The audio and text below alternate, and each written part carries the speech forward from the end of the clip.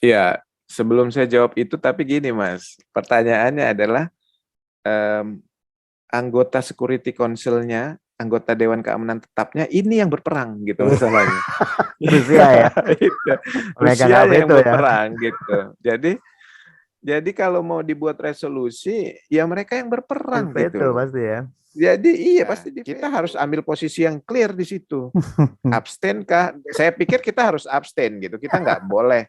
Iya, Dengan karena banyaknya saya utang kita berpikir ke Cina gitu ya. ekonomi. Ah, iya, benar, benar, benar. 3, 2, 1, buka bukumu, kita bertemu di T Edu. Salam jumpa kawan-kawan sekalian. Ketemu lagi dalam podcast T Education. Pada podcast Sabtu kali ini agak berbeda teman-teman sekalian karena kita membahas satu topik yang lagi panas, lagi rame ini terkait dengan konflik Rusia dan Ukraina. Nah, hari ini saya tidak sendiri, saya ditemani oleh seorang kolega lama saya ini eh, dari Universitas Lampung, Fakultas Hukum Universitas Lampung, Mas Bayu Sujatmiko PhD. Tapi sebelum itu saya ucapkan Ya. terima kasih buat teman-teman sekalian yang telah mensubscribe channel ini, dan bagi yang saat ini sedang menyaksikan tayangan video ini, saya belum mensubscribe channel ini, kami mohon agar berkenan meluangkan sedikit waktunya untuk mensubscribe channel ini supaya kita bisa berjumpa dalam tema-tema yang lainnya. Baik, kita sapa Mas Bayu. Selamat pagi Mas Bayu, sehat? Selamat pagi Mas Talib, sehat selalu. Terima kasih. Alhamdulillah. Jadi teman-teman sekalian, Mas Bayu ini adalah rekan kuliah dulu, dan kita terakhir Ya, bertemu 11 tahun yang lalu Mas Bayu ya. ya, ya, Saat ya, kita betul, betul. wisuda pasca sarjana kita terakhir Ya, ketemu, benar. dan saat ini beliau sudah PhD dari Kanazawa Mas ya. Dari Ya, Kanazawa University di Jepang. Alhamdulillah sudah menyelesaikan satu tahapan yang luar biasa dalam proses akademik. Tinggal mohon doanya Mas, bisa saya segera menyusul untuk itu. amin, amin, amin, amin, amin, Cerita Mas, sama-sama horornya, Mas. cerita horornya banyak soalnya katanya S3 itu. Semoga bisa Iya, iya, melaluinya. betul, betul. Oke, Mas Bayu ini dosen di Fakultas Ya, Hukum Universitas Lampung, teman-teman sekalian, bidangnya adalah hukum internasional. Jadi hari ini sangat tepat kalau saya minta kesediaannya untuk bergabung di podcast TEDU ini untuk membahas tentang konflik Rusia dan Ukraina. Jadi begini Mas Bayu, banyak sekali pertanyaan ya. yang apa namanya secara tidak langsung ya tanya, karena saya orang hukum, kalian tanya sama Hmm, teman-teman di luar sana itu. Mas, kenapa sih hmm. terjadi perang? Dan perang itu boleh nggak sih sebetulnya secara aturan hukum internasional atau hukum Ya, hukum apapun itu? Kira-kira bagaimana Mas Bayu? Monggo disilakan. ya. Terima kasih Mas Talib. Eh, ini udah diundang di podcast ini jadi terkenal juga saya nih. Gitu ya. Baik, kalau bicara perang itu sebenarnya tidak ada satupun di aturan internasional itu melarang, Mas.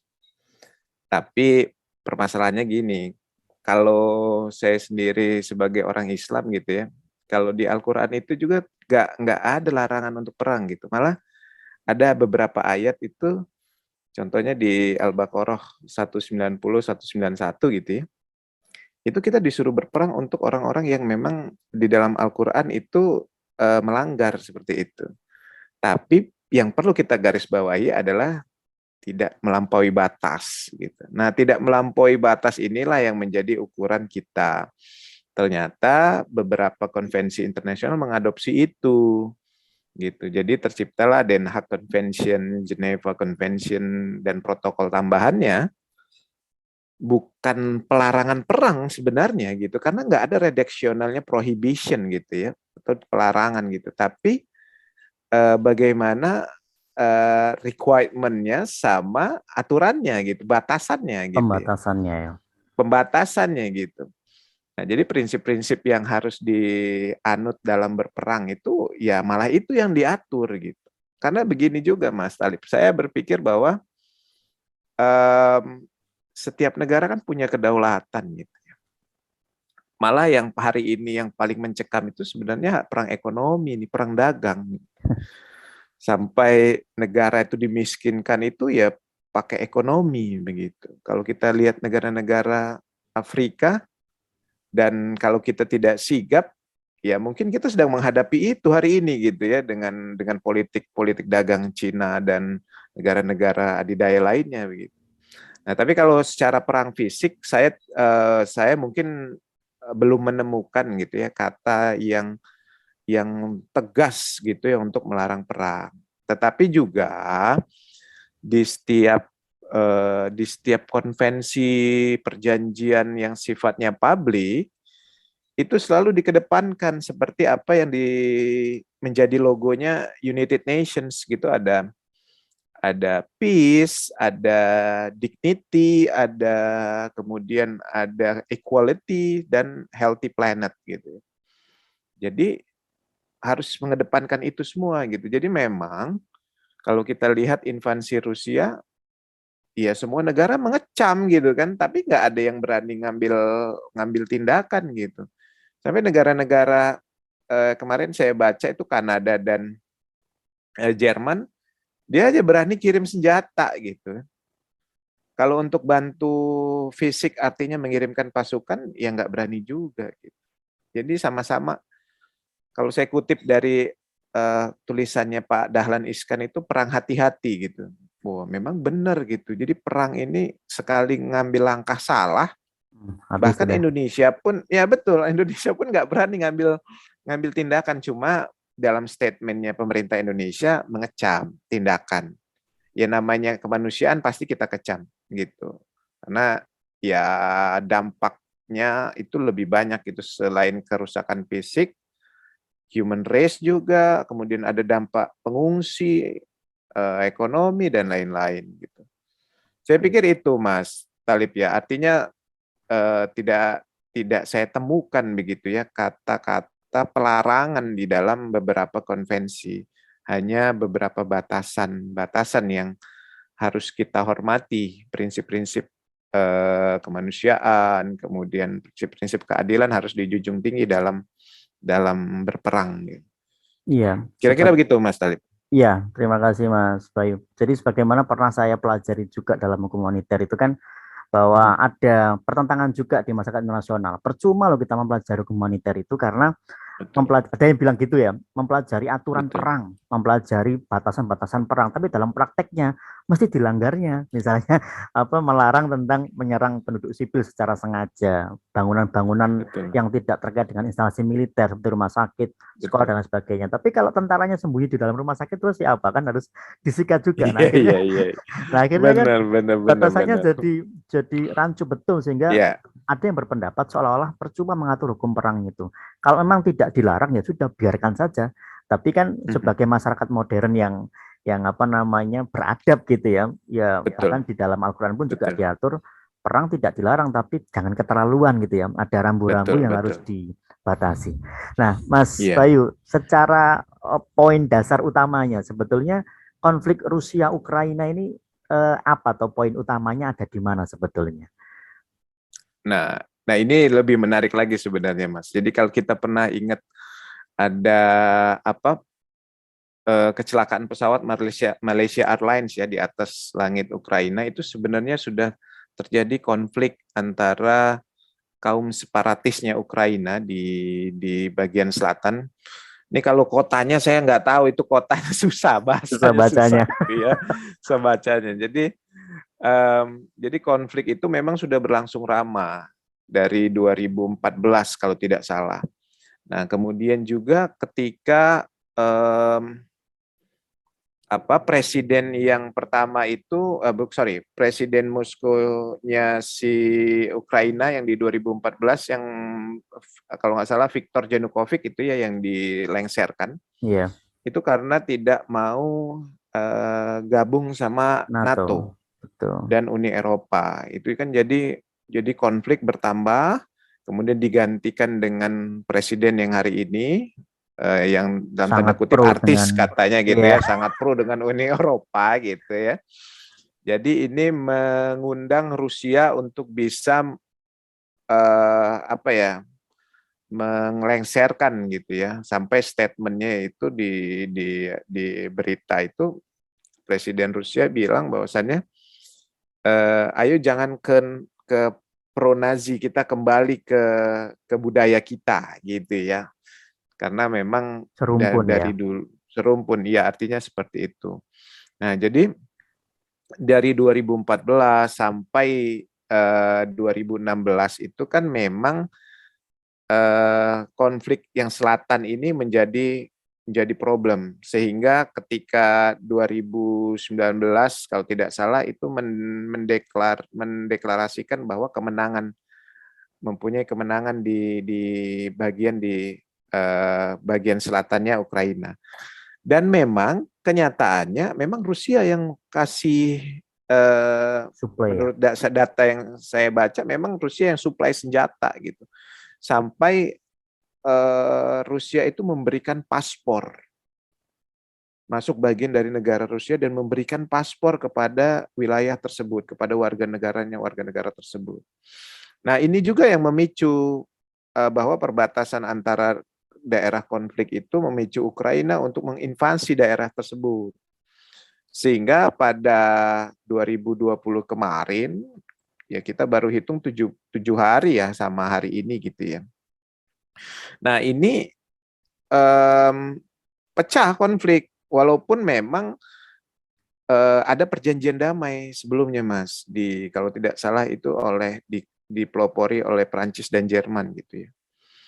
Nah, jadi perjanjian batal, kemudian konflik terus berlangsung, perang perbatasan masih berlangsung, ya sudah, Rusia ambil kesimpulan bahwasannya Ukraina memang mau mengajak perang, tidak mau memberikan kemerdekaan kepada dua wilayah tersebut. Nah, walaupun memang di media kita dengar bahwasannya tidak hanya konflik perbatasan, tetapi ada potensi uranium, potensi yang lain gitu. Tapi saya lihat itu bukan jadi konflik utama ya. Yang konflik utamanya itu adalah dua daerah wilayah tersebut, itu ya. dua wilayah yang memang sudah mendeklarasikan bahwa mereka merdeka dan bergabung ke Rusia.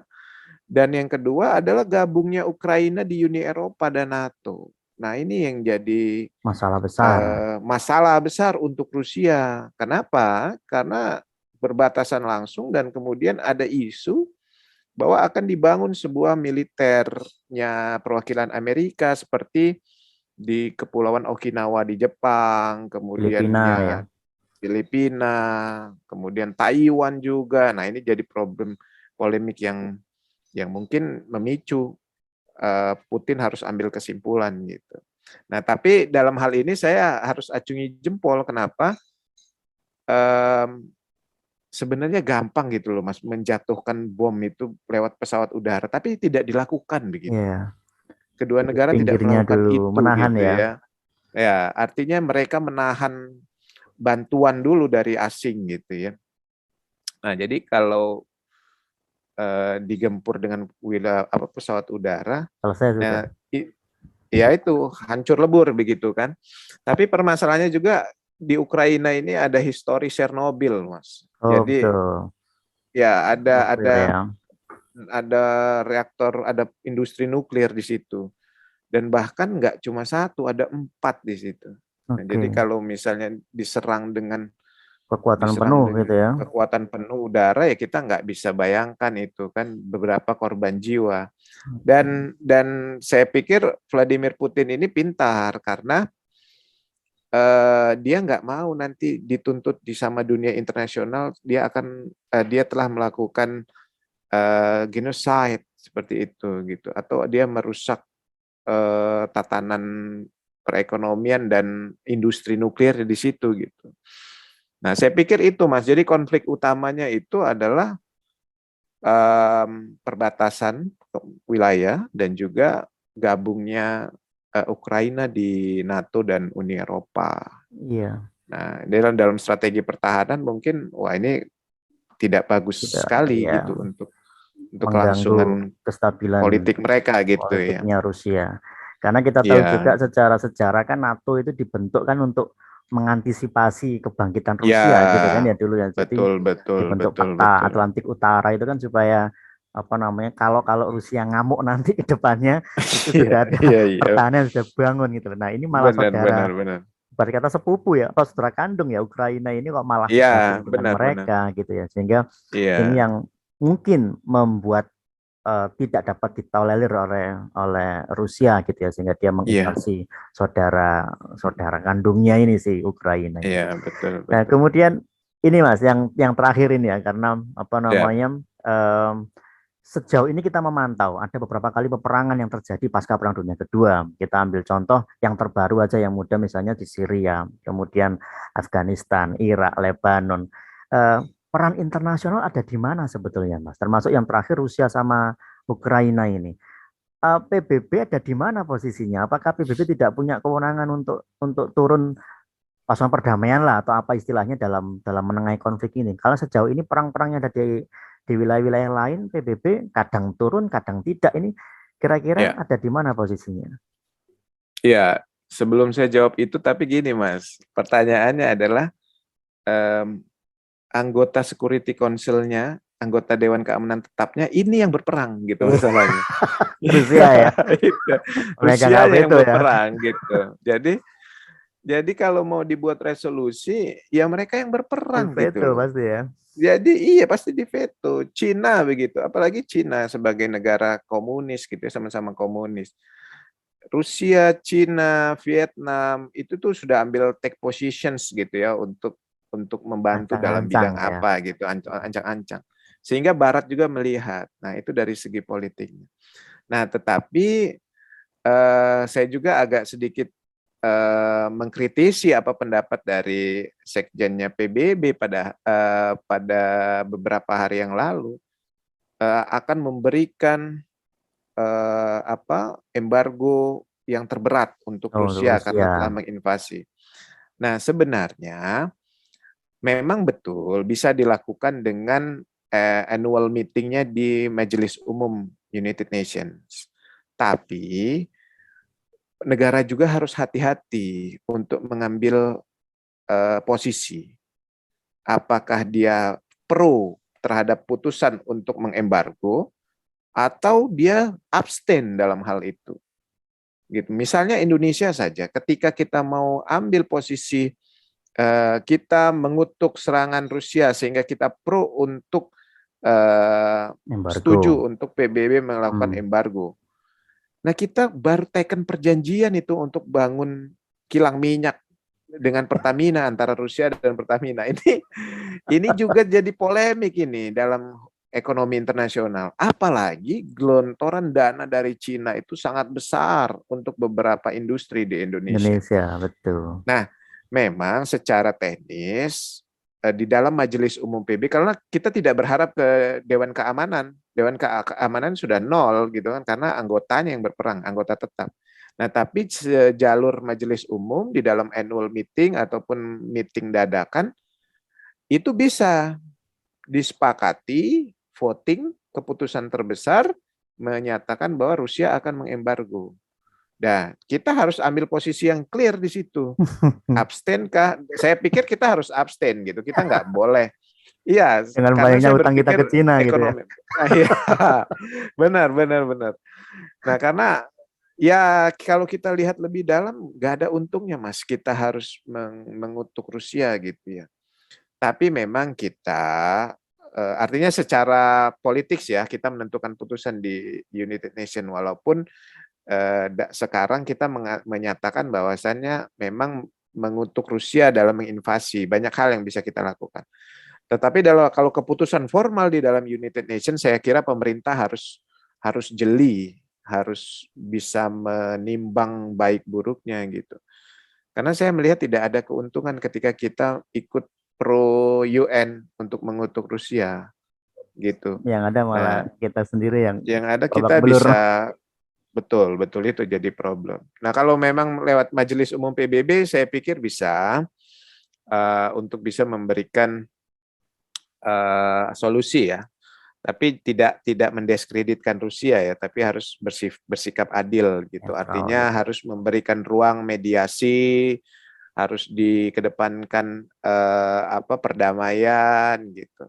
Nah, tidak hanya UN saya pikir gitu ya, Belarus itu sebenarnya juga memberikan kalau istilahnya itu memberikan jasa-jasa baik gitu dalam penyelesaian sengketa internasional, memberikan tempat untuk mediasi, tapi kemarin tidak jadi. Gagal. Kemudian seharusnya juga kita juga di dalam ASEAN itu juga bisa memberikan apa ya, memberikan tempat gitu, memberikan ruang gitu. Kalau mau kenapa nggak ke Asia Tenggara aja nih, pihak Ya, netral gitu netral gitu loh, ya. gitu. Nggak usah ke negara-negara Eropa deh, kita ke negara-negara Asia deh, jadikan kita sebagai pihak mediatornya gitu. Nah itu bisa, tapi kembali lagi gitu ya, Ukraina sudah minta bantuan Uni Eropa dan NATO, ya Rusia nggak ada masalah, dia mau minta bantu siapa aja nggak ada masalah dia gitu kan. Oke. Nah tapi kalau kita berperan jadi lembaga negara-negara mediator, saya pikir terkenal juga kita di luar negeri Ujung-ujungnya gitu ya, ya, oke, akan membawa ujung-ujungnya. membawa peran yang sangat luar biasa gitu ya. Iya, Yang apalagi kita ini kan anggota tidak tetap Dewan Dewan Keamanan Keamanan, PBB gitu, Mas. Nah, betul. itu Mas. Oke, menarik sekali, Mas Bayu. Kalau kita Mm-mm. diskusi itu nggak Siap. bisa selesai nih, waktu 1 jam Oh nggak iya, cukup betul. ini. Tapi Betul, karena betul, durasi betul. kita terbatas pada Siap. diskusi kita pada podcast kali ini, nanti saya mohon waktunya untuk diberikan waktu lagi untuk diskusi lagi dengan Mas Bayu dalam tema yang lainnya. Mungkin Siap, untuk Mas Talib. closing statement Mas Bayu terkait konflik Rusia Ukraina ini ada yang mau disampaikan?